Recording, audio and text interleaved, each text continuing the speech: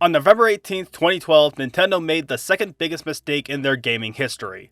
We all know the story at this point. Nintendo was ready to release their brand new consoles after their biggest success, with both their previous console and handheld systems selling 100 plus units each. The DS's successor releases in 2011 to a resounding but oh well, take the price down a bit and it'll sell a ton better. Now, how about their new home console? The game will probably still be right for all of us. Oh God, Reggie, please don't do this. But could it also be a perfect fit just for you? And the answer to that question is an emphatic absolutely. In fact, we're so convinced of it that we put that pronoun right in the name. Well, now we know how Congress feels about it. Yeah, the reveal didn't really go too well, and surprisingly, it wasn't the biggest blow to the console. Now, to be fair, the launch wasn't terrible. It at least got some of the big titles like the other consoles. Some of the exclusives used the gamepad pretty well. Some had some interesting exclusive content like Tekken Tag Tournament 2. And Nintendo had... disappointment. A new Super Mario Bros. Game that added little value compared to the Wii game, and Nintendo Land, which was a decent party game. But despite an okay launch, it didn't really help the console, as the marketing pretty much bruised its reputation badly. The name of the console was confusing at best, the controller didn't seem appealing to the public, and the commercials were absolutely condescending to kids especially, in which case pushed most of the crowd to their competitors. With only a couple of standout releases, not a lot of people wanted a Wii U outside of the Nintendo player base. And for a while, I wasn't convinced myself until a couple of years into its life.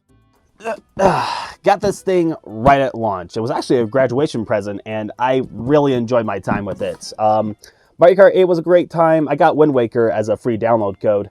And I got the demos for Bayonetta 2 and Pikmin 3 when they released. But I didn't get the games in full because I didn't get a job until the later year. But it was a good time. I did have to trade in Mario Kart 8 to get Super Smash Bros. Later that year. Because of it, and that was actually not the greatest idea I had, but we'll talk about that later. But you know, past that, I don't really have what you'd call interesting memories with the Wii U compared to what I did with the 3DS. And that was mostly because I didn't really have much of an attachment to this console. I loved it to death, I really did, but okay, maybe not to death, well, let's actually get into it, because this console didn't really do so well. It struggled so much that just about every exclusive at one point or another was ported to another console. In fact, the exclusive Zelda game was ported to its successor on the exact same day, and that was the final game to be released on the Wii U, aside from the shovelware garbage, but nobody thinks about that shit. Which made me question how many games are truly exclusive to the console. When people think about it, they probably only think about that Paper Mario game people hate, that Star Fox game people hate, and that one game people only know because Scott the Woz talked about it at one point. In total, there are actually 21 physical games that have not gotten a port of any kind, though 3 of them were updated ports, 5 of them got sequels that made them obsolete, and 1 of them was an ESPN game that was completely garbage from what I've seen. But I also wanted to look at the digital side, and oh man, that does extend the list quite a bit. Even if you add the shovelware though, it barely hits about 110, but that did give me the worst idea. Why don't I play through every exclusive game on the console? Why not? Most of it shouldn't take too much time, and it would be a nice farewell for the console, especially when the eShop is going to be taken down in a few months. A few months after its 10th anniversary, that's actually kind of depressing. Not much you can do there, unfortunately, and unless you have a Nintendo account connected to your Wii U and your Switch, most of these games are just gonna disappear into the ether, unless you do a little bit of that, Do what you want, cause a pirate is free! And that's exactly what I did. I hacked my Wii U not too long ago, and I downloaded a bunch of games on this thing, and it was just way too convenient.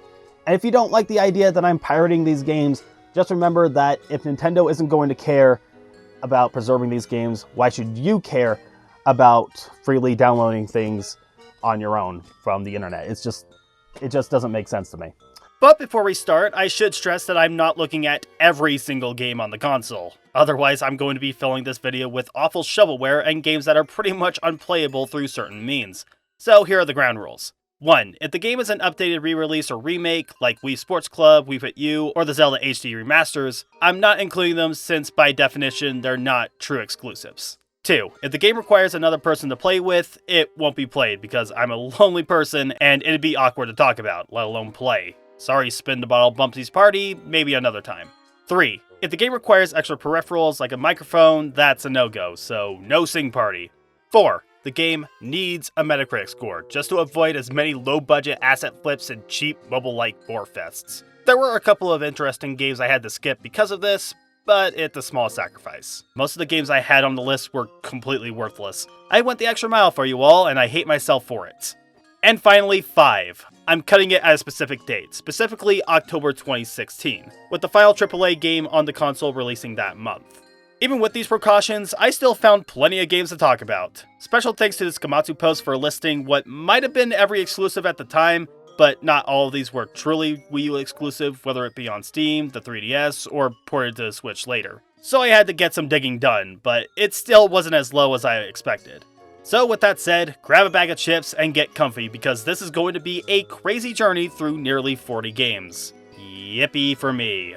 So let's start with the big launch title from Nintendo aside from New Super Mario U, Nintendo Land. I didn't learn about the Wii U until a few months after it launched, and the titles it started out with didn't really jump out at me. New Super Mario Bros. U? Well, I already had the Wii game, so why bother? Zombie U? Not much of a zombie guy, so I'll pass. Sing Party? Your Shape Fitness Evolved? Game Party Champions? You should know what I thought about them. And the 2 other exclusives on the console were party games, and as a person who didn't have friends to play party games with, there was literally no reason to get one. Out of those 2 party games though, Nintendo Land was definitely the one that I was more interested in. It was a party game based around Nintendo's many intellectual properties.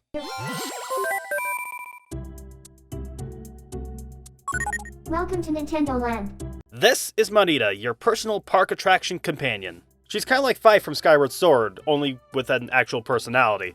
To be fair, she doesn't steal the time like Fi does. She'll shut up about an hour of playing. But really, playing an hour in, you've pretty much seen what it has to offer.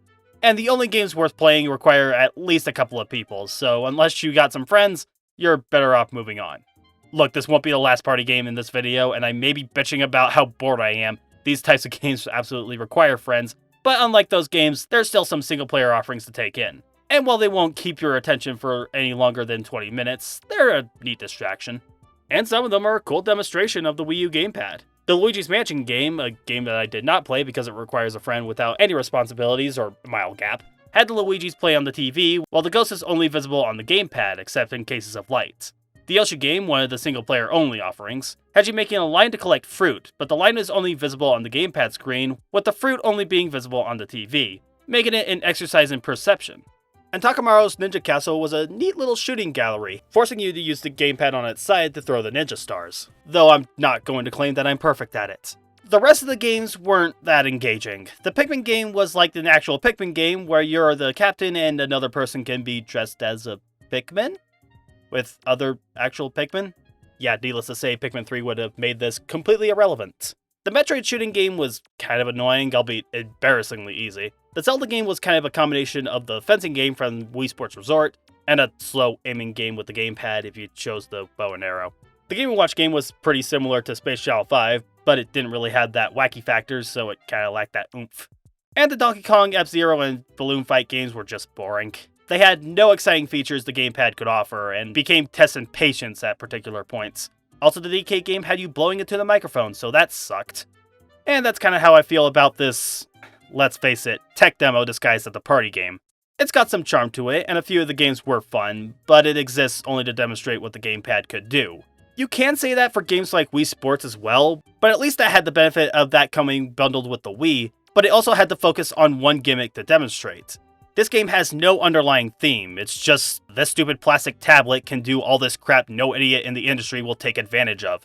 The only games the gamepad used well was using the screen as a secondary purpose and the touchscreen. two things the DS took advantage of 8 years prior. And even that had a better battery life. Why did this stupid slab die after an hour of use? It even dies after a day of being off. Okay, sorry, I had to rant about that. It's literally the reason I barely go back to the Wii U. I'm not joking. Okay, Nintendo Land was a mixed bag. I'm sure the other party games will do some interesting things with the gamepad. God damn it. I did not think I'd be talking about the Rabbids this soon, and by soon, I mean, oh god, I hope I'd retire or die before talking about them. So, the Rabbids are fine. They're pretty annoying a lot of the time, I will admit, but I'll take these goopy marshmallow rabbit things over the pills with overalls that Illumination barfed into the world. What I will not forgive is the fact that these things basically crippled one of the greatest video game franchises ever created in the industry. Sure, we got two incredible, gorgeous 2D platformers, one of them actually started off as a Wii U exclusive, funnily enough, and the king will be returning in the Mario and Rabbids sequels DLC, but the fact that we have so many Rabbids games as Rayman games, plus a show with multiple seasons and a movie in development, yeah, I deserve to be a tad bitter. But with that said, I never absolutely hated them. They have that 2000s charm, and that's perfectly fine.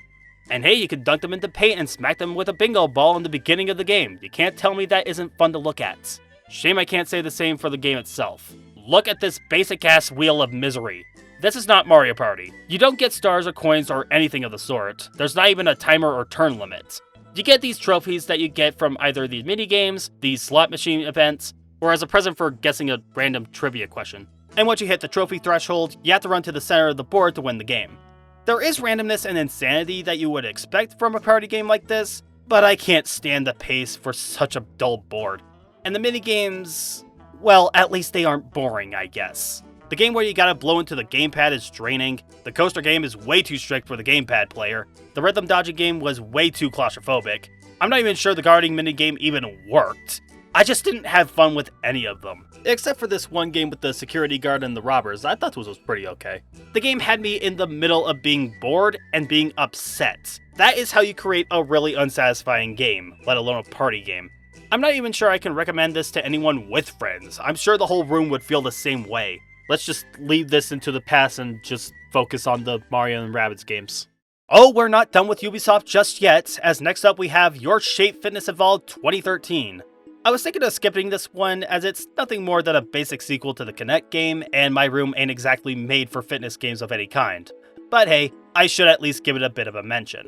To give it some credit, it does give quite a good workout, though Wiimotes are not exactly accurate. I'm doing exactly what you're telling me, game, piss off. I think the Kinect was more fitting for this kind of game, since the tech can actually see your body more properly. Not saying that this is a bad option, not at all. It works as intended despite some miscalculations. Though if I'm going to recommend a fitness game today, I'd say just go for Ring Fit or Fitness Boxing on Switch. They're a lot more exciting in my opinion. ESPN is what happens when you have Wii Sports and Mario Kart being made by Ubisoft. Need I say more? Actually, this is the 5th game Ubisoft made for the Wii U's launch. What the hell, they were actually really invested in this thing. And the last launch title, that's still exclusive to the console, is Chasing Aurora. Now this game is mainly a multiplayer game, which I'm not going to talk about as stated earlier. But I can talk about its single-player offerings, which is just a cluster of challenges revolving around racing through gates and chaining them for a multiplier and rank up a high score before time's up. It's decent, but I do hear from reviews that the multiplayer is way more exciting. I wish you could play them alone with CPUs, or the game had some kind of online multiplayer, but what can you do? It's another party game all the same, but its overall presentation is what makes it stand out compared to other party games at launch. It's got that tribal look, and the colors just pop from the character designs. They even have their own names that I don't remember off the top of my head, but they're there, and I can appreciate the extra bit of creativity. I wish I had more to say, especially when this is pretty highly regarded by people who actually played it. But hey, if you got a Wii U... Oh. Well, if you got Samo and Parsec, go check it out and tell me if the multiplayer is a fun time. Okay, not gonna lie, that launch was kinda... Even if we added the other games, what was exclusive at launch didn't do much to convince people to buy a console. So what if Mario U let you make platforms on the gamepad screen? So what if Zombie U let you see the inventory in active time? Not exactly game-defying features, if you ask me. Which is why they got ported to other consoles later on. With that said, let's go to our final game for 2012, another fucking party game, why am I not surprised. Family Party 30 Great Games Obstacle Arcade, fuck that name, was considered by many outlets to be the absolute worst party game of all time. But what can you expect from D3 publisher, or as I'd like to call them, Budget Namco? Oh, they actually own a stake of the company. Wait, 95%? Wikipedia says the company is best known for the Simple series. What is that series, you ask? The fuck are you asking me for? From what I researched, they're just basic budget games, like Mahjong for the PlayStation and Hello Kitty Trump? Obama. It says that this game is the latest according to Wikipedia, though if you ask me, this seems a little more complex than your basic board or card game. But considering what I'm seeing right now, I could just be talking out of my ass. Anyway, Party Games, whatever the fuck it's called, starts off with this horrid piece of sound. Let them all.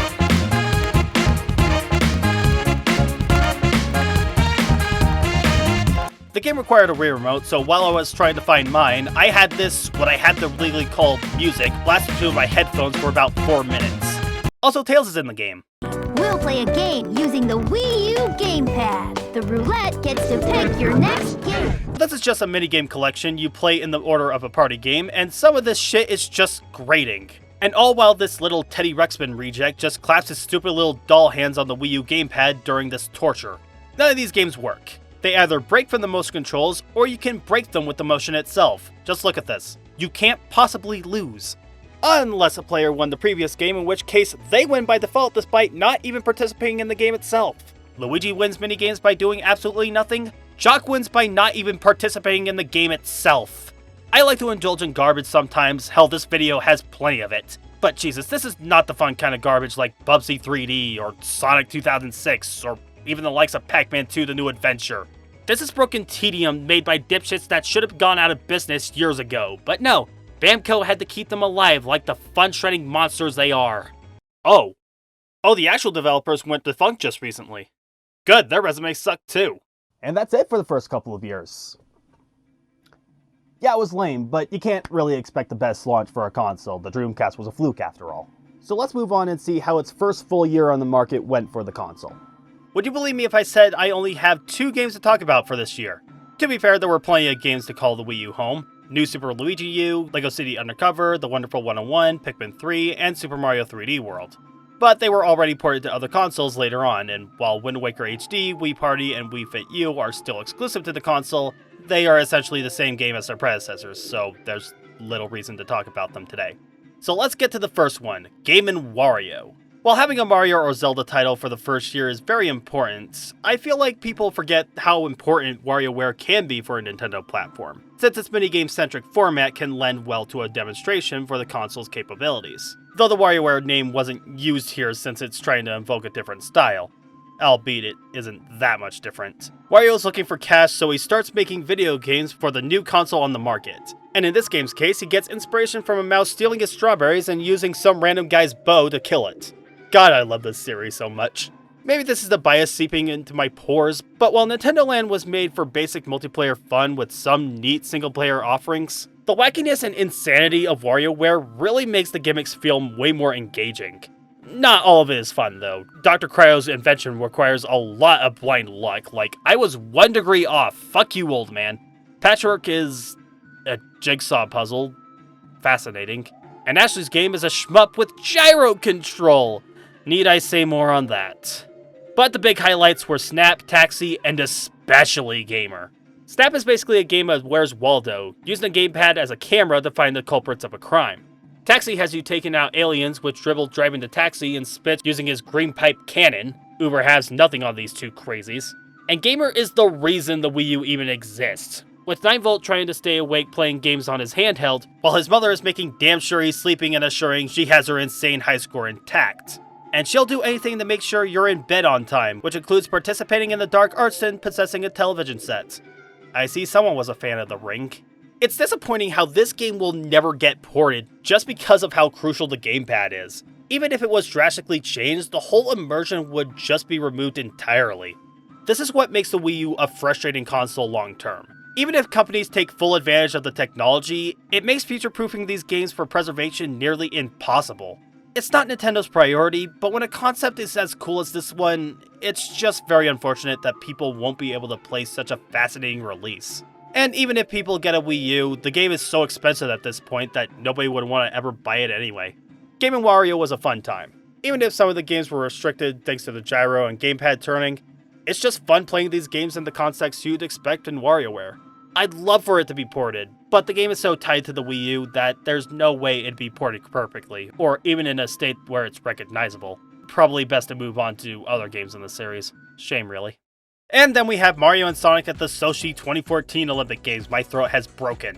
Now, I also enjoyed the Mario and Sonic games, even if everyone is bitter about the concept at this point. I grew up near Salt Lake City back in 2002, so the Olympics have been living in my headspace for over 2 decades now. And seeing 2 of my favorite childhood characters participate is just a fun niche for me. Despite that though, I wasn't interested in the Wii U games. Vancouver and London were all I really needed. Plus, it's not like they would be much different except maybe a bit of gamepad usage. Though there were only a couple of instances of that happening. Like the bobsleigh, which... okay, I didn't even notice at all until I looked at the footage. And curling, which requires some planning on the gamepad and literally nothing else. Using the Wii Remote for the rest. What a waste of energy. And finally, there was the biathlon, where you use the gamepad to aim at targets while swapping with the Wii Remote for the skiing segments. Honestly, it's kinda tedious, but it's a neat idea. Didn't play any of the Dream events aside from this curling golf game, which was kinda fun. But I didn't want to spend too much time with this one. I planned to make a video on this series for a while now, so maybe whenever the next Olympic Games hits, I'll spend some time on these games. As for now, let's move on to 2014.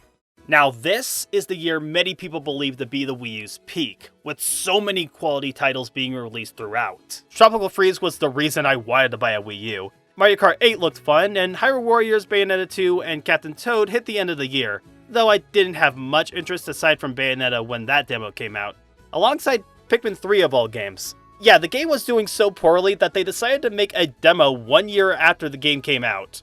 I've never heard of something like that happening before or since, but you know, thanks to that demo, I was able to learn about one of my favorite franchises. Sometimes I wonder if that demo was truly made for me personally. But here's the thing. Aside from Donkey Kong Country Tropical Freeze, 2014 didn't quite get the spark of content until halfway through the year. Now, Mario Kart 8 did release at the end of May, but considering that already got ported, the game we're going to be starting off with will be... yeah, that. Chubbins was actually the first game I bought after buying my Wii U the previous month. Why, you may be asking? It was $3, and since it was new, it was on top of the main page. And I will say this, it's still kind of fun. It helps that I like difficult platformers, and the challenge was prominent. And yeah, it looks a little plain, but it was made by a couple of brothers in college, so the lack of detail is to be forgiven. Yeah, the boss fights suck though, those were never fun. Now, Daku had another game by the name of Sunshine, but that as well as Chubbins got deleted later in 2014, and they've seemed to stop making games at that point. But recently they made a comeback and actually remade Chubbins as a Game Boy-esque remake, which looks really sick actually. Alongside 2 other games including a 16-bit remake that completely overhauls the game itself, as well as a sequel. It shows that these games love their craft and even have a sense of humor about their past creations, so if these look fun to you, I'd heavily recommend giving these dudes some love. I'm probably going to do the same, but Sonic Frontiers and Pokemon are on my radar at the moment. And I've still got other goddamn games to talk about in this video alone. Speaking of which, Pushmo World is the third of 4 games in this criminally underrated puzzle series. I loved Pushmo on the 3DS, and while I still haven't played Crashmo or Stretchmo, I really enjoyed my time with the first game. Now, with Pushmo World, I've never gone out of my way to play the game, for the sole reason of it being on a console. I never really liked puzzle games on consoles, aside from my childhood with the SNES, and playing the game for the first time, yeah, those sentiments still stand. There's not even anything the gamepad enhances here. It has no gyro, no touch, not even a smidge of camera shenanigans. Maybe you can make levels with the touchscreen, but I stopped caring by the end of the second world, honestly. I'd still recommend playing the series if you get the chance. They're really charming puzzle games I could recommend to just about anyone, though I'd recommend the 3DS games a bit more. What's next on the list? Oh no. I've known about the letter since its launch. Just like that puddle of diarrhea on the playground, I've known of this game solely through its notoriously low reception. I've had absolutely no intention to play this. Bad horror games can be absolutely insufferable, and cheap horror games can be so incomprehensible. So you must understand when I say that, when I played this for the first time, I was having the time of my life. Not because it was good, oh god no, this is a sin in game design, atmosphere, and storytelling. Even at the start, you have this music playing in the background, and it ruins any tension this game is implying here. doubly ruined with the sound effects when you interact with random objects in the room, to a point where I just freestyled with the music.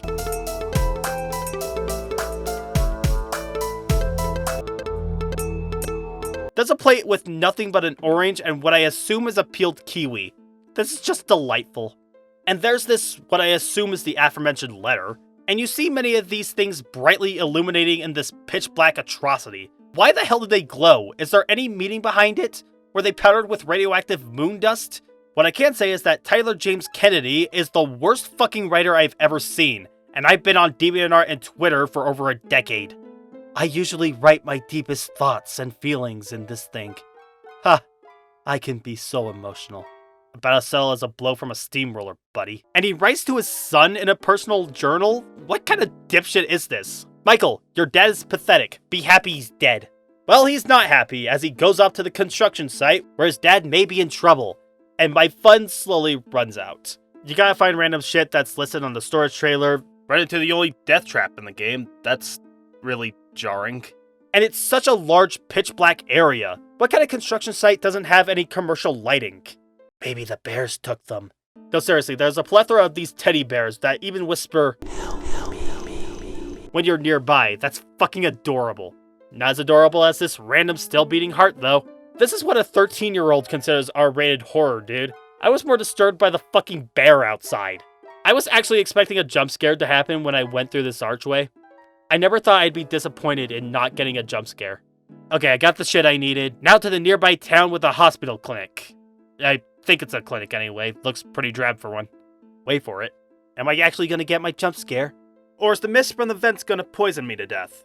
Maybe I'm gonna pass out and wake up strapped to a hospital bed. What?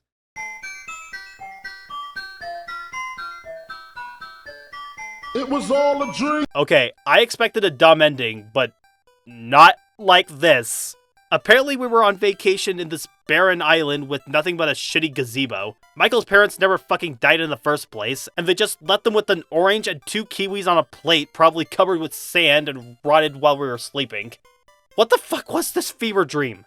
This may have been a bastardization of game design, but goddamn was I invested in this. This is not a 30 Family Games where everything is just confusing boredom. This was 40 minutes of insanity, and that is what I'm looking for in disgusting garbage like this. Thank you, Eli Brewer, you may have rotted my brain, but you made a classic that will never be played again. Wait, this psychopath actually remade the game? I mean, it looks better, I guess. If you're interested in this, I guess amuse him if you want. I think one playthrough is enough for me, though. Oh boy, here it is. Sonic Boom, Rise of Lyric. What may be considered one of, if not the worst game in the Sonic franchise. I won't lie, I wasn't the biggest fan of the game myself. It was sluggish, the writing and humor was juvenile, the graphics looked rough, all the shit you've heard over the past 8 years.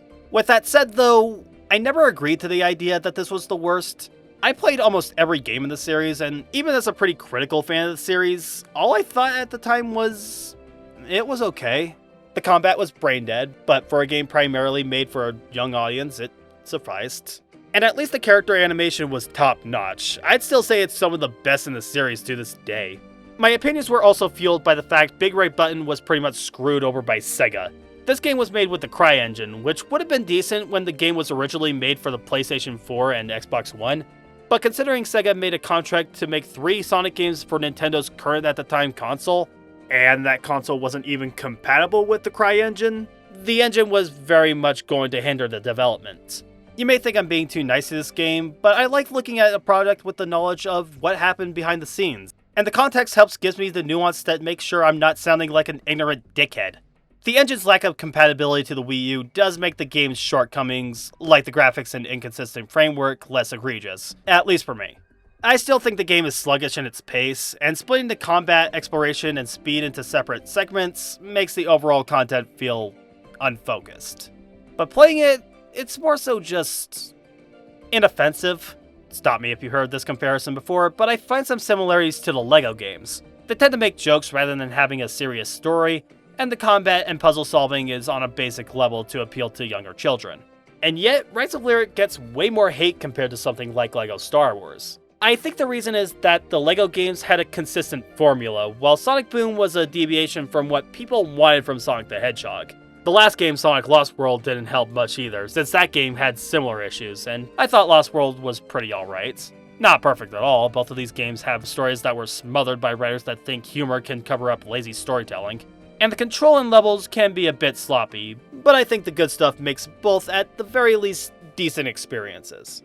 But for Boom, as dull as it is for someone in their 20s, it's not like I was losing patience with the game, which is something like this dumpster fire can't say. And even games like Shadow the Hedgehog, Sonic Battles, Sonic Rivals, Sonic Chronicles, and especially Sonic Forces don't have that luxury. I doubt I'll ever finish this game anytime soon, but if I was ever forced to do so, I'd be okay with it. And if, for whatever reason, Sega decided to polish it up for current hardware and give Big Red Button the time they needed, I'd say it'd be far better received. Don't confuse that by me saying I want this to happen. This entire experience was a disaster. And I think we can all agree that Boom Knuckles was a freaking abomination. This thing should die in a fire. Ugh, okay, I'm not spending too much time on this one. Super Smash Bros. For Wii U was a Super Smash Bros. Game for the Wii U. It had a dumb party mode that made me question how I spend my time on this planet. It had a fun risk versus reward side mode that was admittedly pretty addictive. It had an event mode that I nearly completed, all except this one, which was a pain in the ass, mostly because the AI was brutal and the controls, I'm sorry to say, are kind of sluggish and clunky. I only played so much of this game because friends wanted to play online, and it was the only game I had for a while on the console. I had to sell my copy of Mario Kart 8 and Pokemon Y for it, and thus this was my only form of multiplayer content for a while. And while I had other games on my 3DS and Chubbins, I wanted to get as much out of this game as I could, and it slowly dawned on me that I wasn't really having fun with it, to a point where my opinion on the entire series was kinda tainted. I got Ultimate feeling the most whelmed I've ever felt for a video game, and while I can go back to 64 or Melee fine, this game, I'd be perfectly content never having to touch this ever again. At least it gave us Orbital Gate Assault, one of the best Smash stages of all time, and it was never ported to Ultimate for some reason. And there was also that Miiverse stage, but since Miiverse died, yeah, it's just a bland battlefield now. On the topic though, I wasn't actually crazy about Miiverse on this console.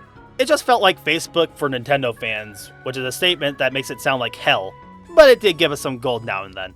It did have some fun implementations, like with Splatoon and Mario Maker, but outside of that, I just kinda forgot about it and shed no tear when it died. But hey, if you miss seeing people post farts on Mario 3D World, there is a way to revive it if you have a hacked Wii U or Cemu. If you're interested, I'd highly recommend this video on the card up top, so you can relive all the gay awakenings from your past. Oh, it also gave us these Amiibo figures that I have lying around the place, and I only collected them because...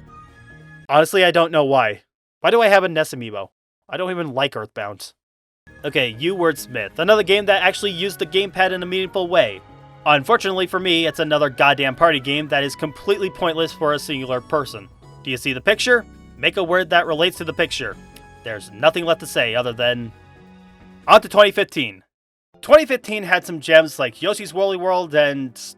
Fatal Frame 5? I don't know, I can only play a few minutes because it was a digital-only release for a 32 gig console. At most. This was certainly a busy year for the Wii U, but unfortunately for me, a lot of that busyness was just a bunch of garbage. Thankfully for you though, you won't have to hear me complain about any of it. And hey, at least we get to start the year with Kirby, the cute little hellspawn. Unfortunately for me, it's the sequel to my most disliked of the series. I did not like Canvas Curse. It's a very touch-heavy game that did not feel snappy or fun. Very slow-paced, and now we have Rainbow Curse, which is practically nothing different gameplay-wise. If I can give a compliment right off the bat, I love the claymation style. I'm a complete sucker for that kind of animation. The music is also amazing, what's new for Kirby. And like Canvas Curse, to give that game some credit as well, the secrets are a lot of fun to find. If only I could control my freaking character to find them. Yeah, like I said, in this game you're using the touchscreen to create platforms, and... you're just not in control of Kirby. You're just guiding Kirby throughout the stages. It's not fun. Why do people think this is fun? I didn't even get too far in this one. It's just... I'm sorry, I just did not like this one. But you wanna know what? At least it's better than Mario Party fucking 10. I've heard it from everyone that this is the worst one. The car completely destroys all strategy and choice. The new Bowser Party is completely one-sided, and every single board is so linear that, again, all choice is thrown out the window. I'm trying to remember what minigames I enjoyed, mostly because there wasn't really many that I played because unlike other games, you don't play one after a round. But out of all the games I played, I only liked the Cheep game. But even then, it was only decent. Not even the Bowser games were that fun, just completely one-sided from one side or the other.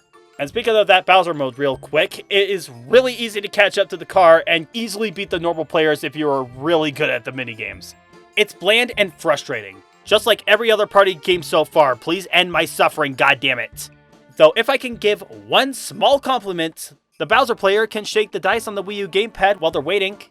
That was kind of fun. Let's move on to a game called Underground. I look at this screen and I was expecting some kind of real-time strategy game. But boy was I way off. It's kind of an action puzzle game where you're controlling these arms that can break rocks and melt ice in order to save these little robot dudes. The control is very hard to get a grasp on, and the camera jumps a lot depending on how you move the arms. It's very frustrating, but it's doable after a bit of time. Apparently the developers made this game for upcoming surgeons to help them improve their motor skills. And while I don't know if this ever helped any person to not stab the wrong organ, it's not bad at all though. Whether you're interested in being a doctor or not, I think I can recommend it. Not sure if the gamepad is too useful here, so maybe they can port this to another console? It's too much of a unique idea to leave it behind. Side-scroller. I like the carved mule drawing in the beginning, that's kinda cute. Though the characters seem a little too modern in their design to make it fit the aesthetic. There's also voice acting, pretty rare for an indie title, though the narrator sounds very tired.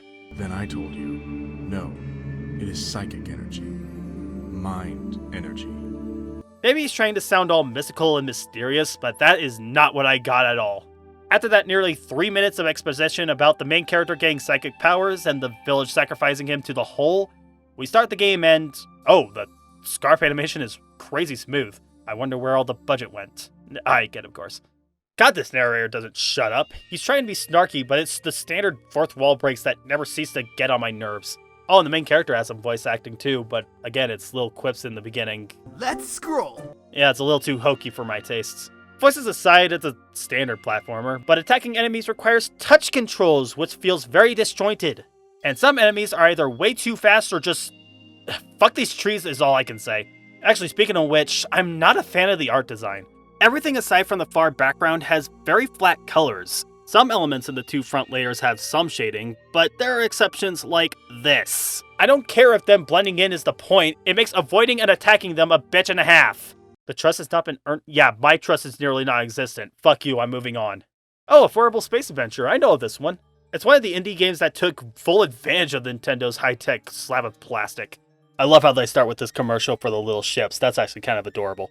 And you can control one of these adorable little spaceships, and all the commands you can give it, aside from moving, is listed on the gamepad screen where you have to tap the screen to activate each command. Turning on the flashlight, revving up, and turning on the engine. Why the hell would you want to turn that off?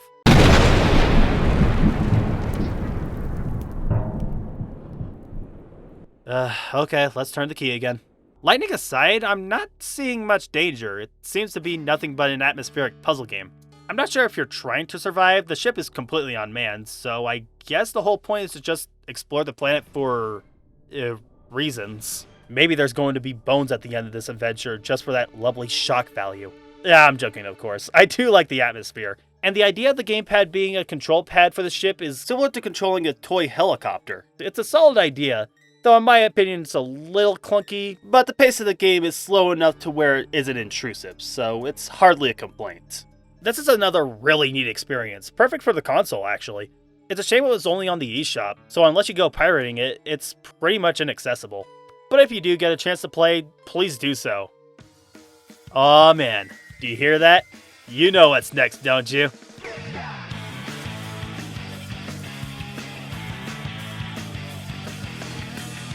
I remember the E3 2014 reveal and thought this was such a neat Nintendo way to make a shooter game. Sure, they had Metroid Prime and Geist much earlier, but they weren't quite shooter games per se, but rather action games with shooting mechanics. This game was based around the shooting.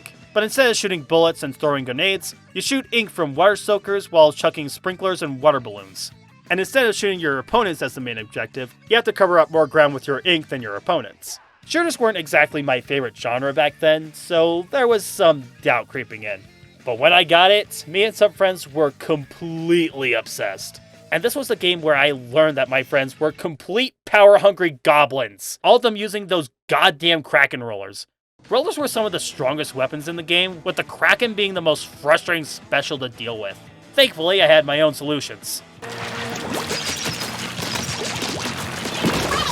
Ink brushes were just perfect for me personally, since they were perfect for ground coverage, using little ink compared to the other weapons, and since going into squid form recovered ink, the lack of ink usage was such an advantage. The first ink brush you got also got the Ink Strike special, my personal favorite, so I needed absolutely nothing else. I tried some other weapons, of course. The sniper rifle was good for range, but left you rather slow. The basic splatter shot was good, but the range was a little too scatter shot for my taste. And the rollers are ink guzzlers, just not my playstyle whatsoever. How did anyone play like this? It's so boring too. I didn't play any of the ranked battles. King of the Hills and Capture the Flags weren't really my cup of tea for this game. Though I will say the story mode was a fun time. You get to help out this old man known as Captain Cuttlefish, and take back all the Zapfish the Octarians stole from Nicopolis as revenge for losing a war 100 years ago. Another fun fact, Captain Cuttlefish is actually the grandfather of the idols Callie and Marie, who are also Agents 1 and 2 from the Octarian War. Okay, sure, I'll bite.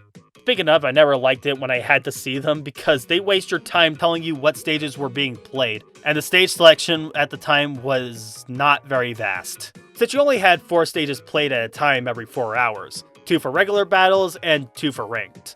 Also, most of the stages were added later. It was a lot more bare at launch, with only 5 stages, good grief. It seems to be a tradition for 2 and 3 as well, which is kind of an annoying way to create replayability.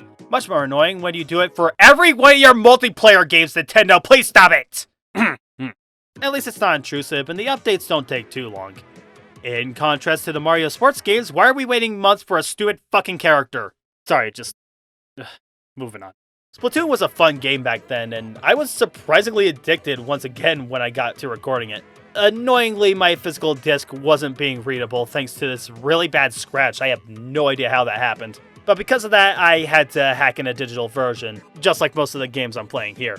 And that file completely overwrote all my save data. I think it was because I also downloaded an updates file, even though I probably didn't need it. That's my fault, but it did sting a bit. Not like I'm going back to this game anyway. I haven't been too into the series in a while, didn't even buy Splatoon 3 yet, and the Wii U is slowly becoming less appealing over time. And if I ever do get in the mood, I'll just play Splatoon 2, or maybe the FOMO for 3 will bury me. But the original, while basic in retrospect, is still a fun time all these years later, though the matchmaking can take a while. Thankfully, Squid Jump is here while I wait 30 minutes for a match. Can't be surprised, honestly. Well, anyway, let's move on to, Blocky Bot. What the... Okay, why is this not a mobile game? I mean, it's fun enough, but, like, this should be on mobile, not on a console. Roving Rogue. Every story has a beginning and an end. Oh god, I sense more bad writing. At least tell me this is a good kind of awful. Oh, fuck right off. Credits? Confused hero, I mean, is that a hashtag? Oh, for fuck's sake. Okay, so this is a vertical platformer. Your character has a very floaty jump with very little forward momentum. That's kind of annoying. And you can teleport across gold platforms. That's cute. At least the animations are pretty smooth. The pixel art is generally really nice to look at. The writing is pissing me off, though. Why did the scrolls read like Twitter posts? The last thing I need is a reminder of Elon Musk at the moment. Oh, come on. Don't tempt me with an extra path, fucking assholes. Yeah, I don't want to play you anymore. Moving on.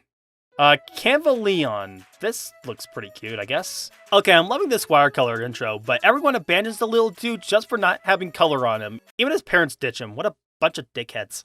This one dude Doodle, on the other hand, saw this as a cool way to make a living canvas. I wouldn't hesitate to call him an asshole if our little white dude didn't really mind it. But when they went to find more butterflies, they find these creepy intruders and have to run and hide. I really like the art design. The sprites aren't very smooth and the movement is stiff as hell, but the backgrounds are vibrant and the level design is very expansive.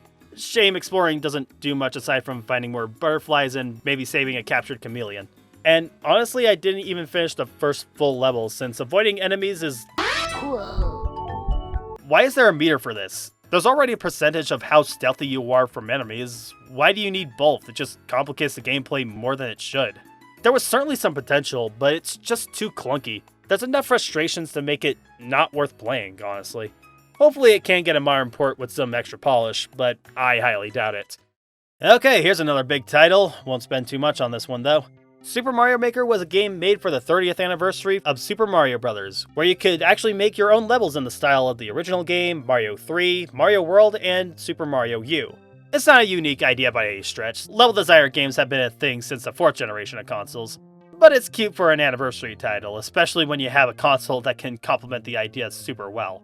In this case, the touchscreen helps with placing whatever block or enemy you want on the template. I remember getting the game as a birthday present in 2016, and truth be told, I don't remember spending much time with it. I made some stages and just kinda moved on. I've always had the intention of making a video game later in life, and I enjoyed figuring out how to make fun puzzles and made a Tetris stage out of boredom.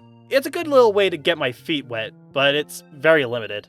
I didn't experience this myself, but when the game was new, you had to wait days to get every element so you can get the full effect. And even after the update, you were still getting interrupted whenever you unlocked a new asset to use. Speaking of assets though, Amiibo costumes were also a thing, only for the Mario 1 style, unfortunately. And you can either unlock them with the 100 Mario challenge, or use the corresponding Amiibo if the costume had an Amiibo tied to it. There were also some costumes that were just random objects, and you can even unlock anime characters like Hello Kitty. Alright then. Going back to the 100 Mario challenge, you can really start to tell which people really liked being simple as possible, which people liked testing your skill, and which people were fucking assholes. Now, for easy and normal, they're not really that brain taxing. Makes the 100 lives feel meaningless if you ask me. It's the expert mode that pisses me off, because most of the stages I ran into were just filled with close calls, pixel perfect play, gotcha traps, and levels with strict as fuck time limits. Also, people really had an affinity for the original style and Mario U, because that's most of the levels I found in 100 Mario. At least 3 in World got some love every once in a while. It's great to see my favorites get represented. I like Mario Maker as a concept, and I'm glad they made a sequel on Switch that is basically better in every way. Except for the lack of Amiibo costumes, that was kind of a blow. But thanks to that sequel, there's little reason to go back to this one, and even the sequel has been losing its luster as of late, so I guess the idea just wasn't meant to last. It's still a great time, but it's nothing I feel like going back to often, especially this iteration. Rakoo and Friends. I don't have a lot to say about this one. I like the art style. That and the animation kind of reminds me of Whack Fu if anyone's ever seen that. Unlike that show though, this game's story has some really awkward horn energy, since this little dipshit just wants to find someone to spoon. And that's practically what you do in the game. Collect the flowers for a girl you may not even get a chance with. This is just an autorunner that's exclusive to console instead of being on mobile phones. I think the reason is that it's got multiplayer, but hell, it's not like I can take advantage of that. So I'm just gonna ignorantly ask why this isn't on mobile. Not like I'd recommend it either way, it's kind of middling for an autorunner. Still recommend it over this shit! Oh great, not only another party game, but it's based on a franchise I don't really care about. Now if you excuse me, I'm going to scream all of my frustrations away. Wake me up! Wake me up! I can't wake up! Wake me up! Save me! Seriously, what the hell was this company's obsession with 2D platformers and party games? Like, I love 2D platformers, so that's not really an issue, and they had some of the best 2D platformers on the console, but this is where I cross a line! Like, I get it, this was obviously made to capitalize on the Amiibo craze, as well as keeping the New Leaf sales healthy, since why make a new game to risk suffocating the ongoing sales of our current game when we can make 2 separate spin-offs instead to increase our sales? Now, Happy Home Designer makes some kind of sense. It was a small title on the 3DS that still felt like an Animal Crossing game. Or at least I think, I never played it. But why make a party game on a console where the Animal Crossing fanbase was practically non-existent? Okay, maybe there were a couple of weirdos that got a Wii U thanks to that weird home thing, but considering that died less than a year later, yeah, who cared about that shit? Now, I can't really understand the backlash, not because I didn't know why people wanted a new game, but by the end of 2015, why the hell did you people want a new Animal Crossing on a console that was on its deathbed? The NX rumors were rampant at this point, and New Leaf was getting a ton of updates, so just play the new content until a game came out on that console instead. Then you can go apeshit about how little content there is. Yeah, I'm getting really sick and tired of these party games, and now I need plastic garbage to play it. Okay, let's tap this motherfucker and start the torture. Don't ask why I have amiibos of Mabel and Tom Nook. My amiibo craze was too strong back then. Plus I like the characters despite not liking the series, so you know. That's my excuse. Pink space is good, purple bad, please shut up, I want out of this hell as soon as possible. Okay, so I guess you gotta rank up the happiness and moolah to win. Buy some turnips from whoever the fuck this bitch was called. I stopped caring the moment I slipped the disc into the console. Sell the turnips at the end of the week before they spoil, or they could just be spoiled in the first place. Why the hell are you still in business? I was winning for most of the game, then Mabel got 90,000 bells by the end, and I may have been happier throughout the month, but as the old saying goes, money will always buy you happiness. This may have been the most exhausting experience of my life. Well, except that one, obviously. You kind of get it. I don't know if this has anything to do with my apathy towards the series, or the fact that this was the 10th party game I played by myself throughout the entire week, but I wasn't loving this much at all. The only piece of euphoria was when I got a bunch of money from turnips, but that was about 5% of my experience, so take that for what you will. The backlash was certainly warranted, though. I'll give them that. Next! Oh, you gotta be kidding me. Are we seriously going farther downhill? Mario Tennis Ultra smashed my skull into a fucking grill. This game is boring as fuck. It's just fucking tennis, and you can go big sometimes. I don't care. I felt nothing from this. I can't even think of a full paragraph for this. Just play Aces on the Switch. No one will blame you. Oh thank god, Fast Racing Neo. Now we're getting somewhere. If you've never played a fast racing game before, they're basically F-Zero, but with a boosted mechanic where you have to switch between Orange and Blue on the fly. They're really great alternatives, especially when Nintendo doesn't want to give their fans what they want. Ugh. Even I'm not an F-Zero fan and I'm depressed about that. As a person who's not really into racing games, this was actually a really fun time. It's just a shame that I'm absolutely terrible at these games. Like, wow, it's really not hard to crash in these games, like, damn. Well, look at that, we're finally at the peak. Yeah, I'm gonna spoil it right now. I think Xenoblade Chronicles X is the best exclusive on the console right now. And I'm absolutely shocked it hasn't been ported to the Switch at this point. Sure, Monolith had 2 separate sequels they were working on for the Switch, and of course they're great, probably better than this game honestly, but I don't think this game should be forgotten by any stretch. I was originally concerned, considering how story-focused the original game was, and the series in retrospect. A custom character would never contribute well to said story, and I wasn't wrong.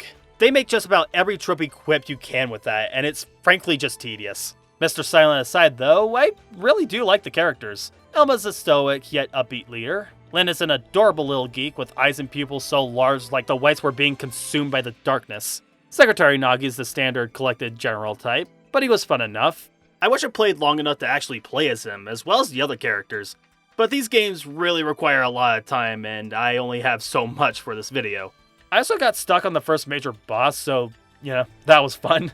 The gameplay is practically the same as Xenoblade 1, just patiently wail at the opponents and use your charged up arts when it's suitable.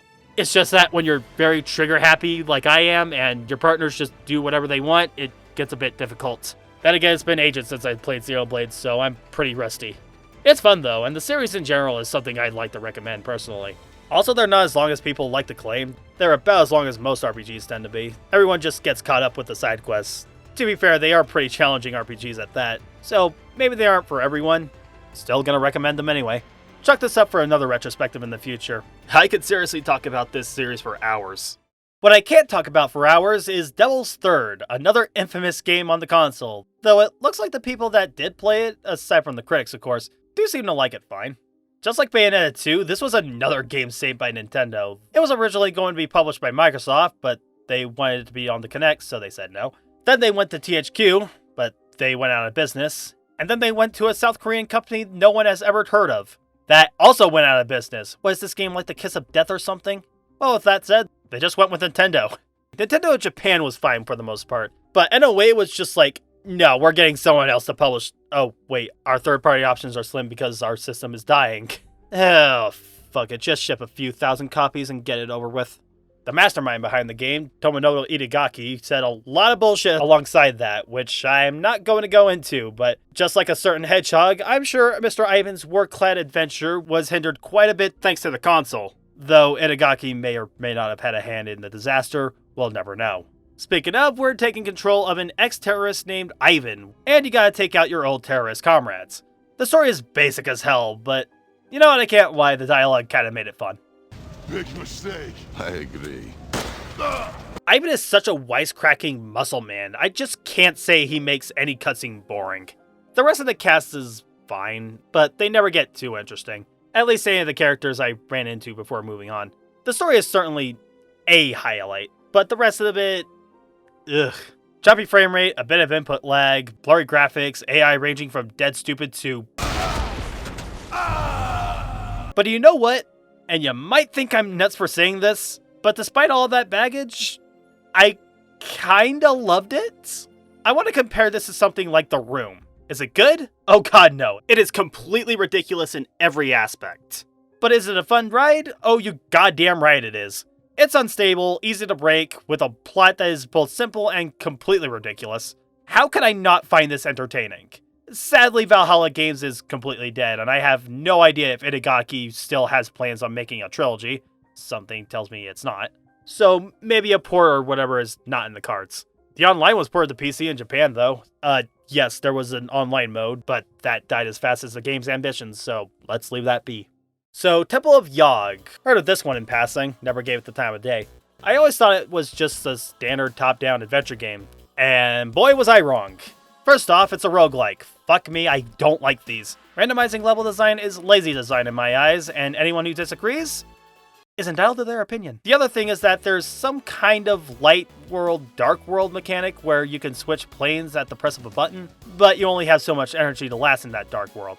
And after your first sacrifice, you can pick between 4 different classes to retry, and the rest of them suck dick compared to the first one.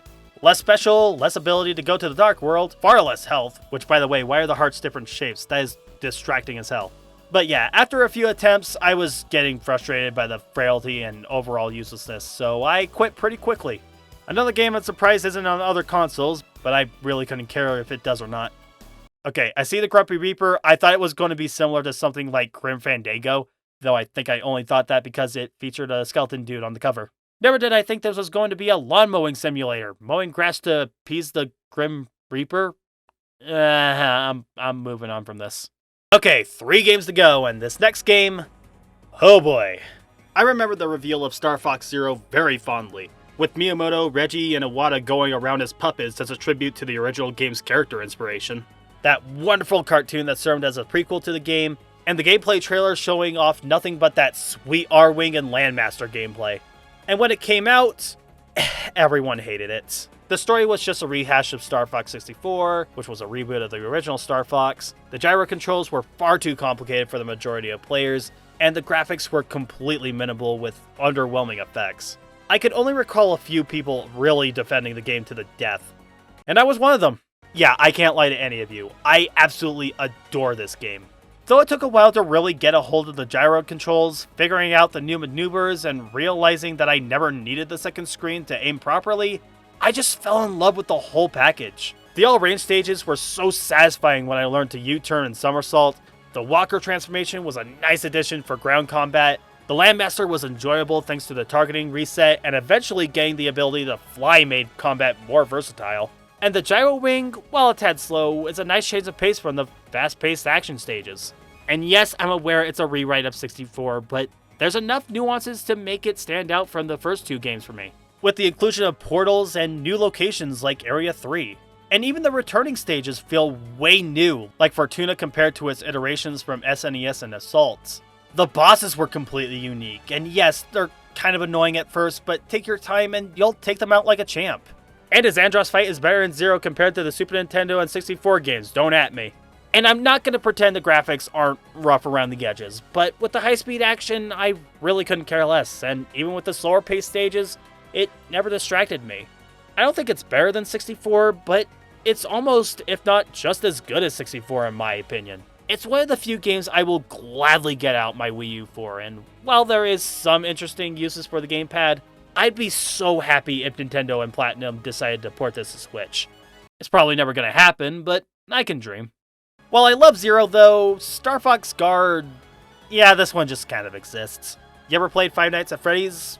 Well, it's that with turrets, making it infinitely more exciting than Freddy's, though that might be a little bit of bias speaking. Yeah, this game only exists as world building as far as I'm concerned.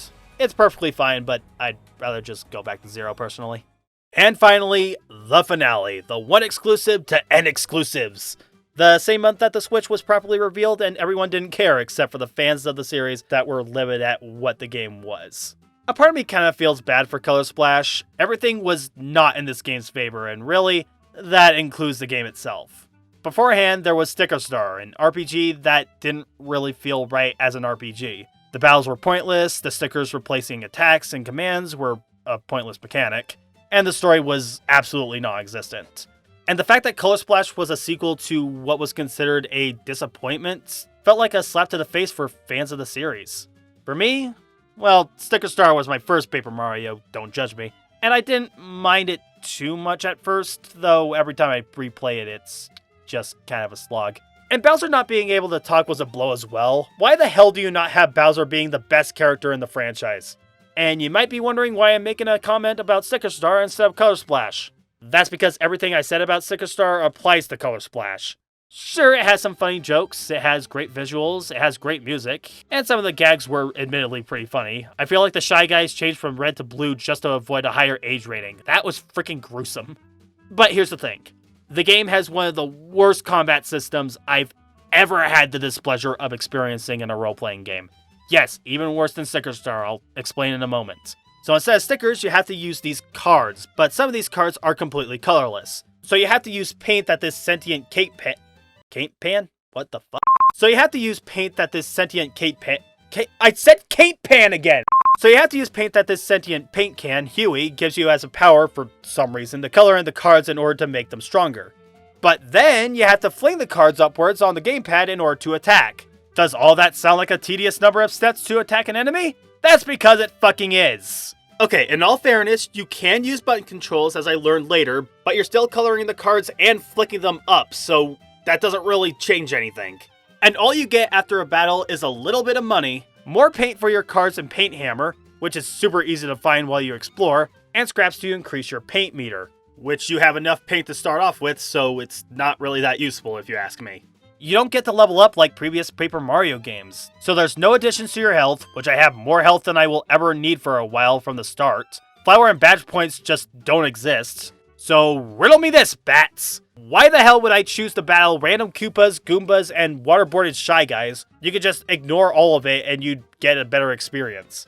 Oh, but no. You also have to deal with some really annoying quests like this one where you have to get this Toad's clothes he lost while flying off from Bowser's airship. And while most of them are easy to find, there's this one fucking vest that is... Do you see it? No?